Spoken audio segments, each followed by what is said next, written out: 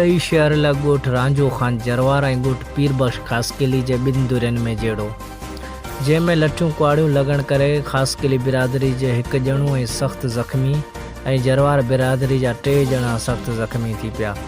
उन मौक़े ते ॾही SHO नसरुल्ला आलेपोटो ख़ासकिली बिरादरी जे माण्हुनि जी FIR कटे जरवारी बिरादरी जे 3 ज़ख़्मियुनि ख़ुदाबख्श, नबी बख्श, मुख़्तियार जरवार खे लाक़ब करे छॾियो। इन ख़बर मूजिब त ॾही SHO जरवार बिरादरी जे माण्हुनि जी FIR अञा ताईं दर्ज न आहे कई। हिननि SSP बदीन IG सिंध खां मुतालबो कंदे चयो त मामले जो जांच करे असां सां इंसाफ़ कयो वञे।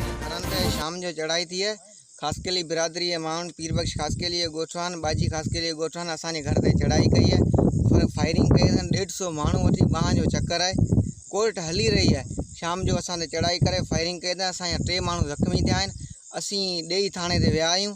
उन ॾेई थाणे ते SHO अॻु में ई उन्हनि खां पैसा वठी कूड़ी FIR असां ते SSP बदीन IG सिंध ऐं ॿियनि वसवारनि सां अपील थी कई वञे त सहायता करे असां इंसाफ़ कयो वञे। पुलिस असां वस कया आहिनि, असां हथ ॿधा आहिनि त भई इहा सरज़मीन ॾिसो, असांते जेको हमिलो कयो वियो आहे 200 माण्हू वठी, ऐं असांजा माण्हू जेके ज़ख़्मी थिया आहिनि उन्हनि हथियार वासी पंहिंजे माम में घर वेठा हुआसीं। अचानक उन्हनि हमिलो कयो त असीं जीअं घरनि में निकितासीं त उन्हनि असांजे लठियुनि वारनि बंदूकनि जा वार करे असांजा 3 माण्हू ज़ख़्मी करे विधा।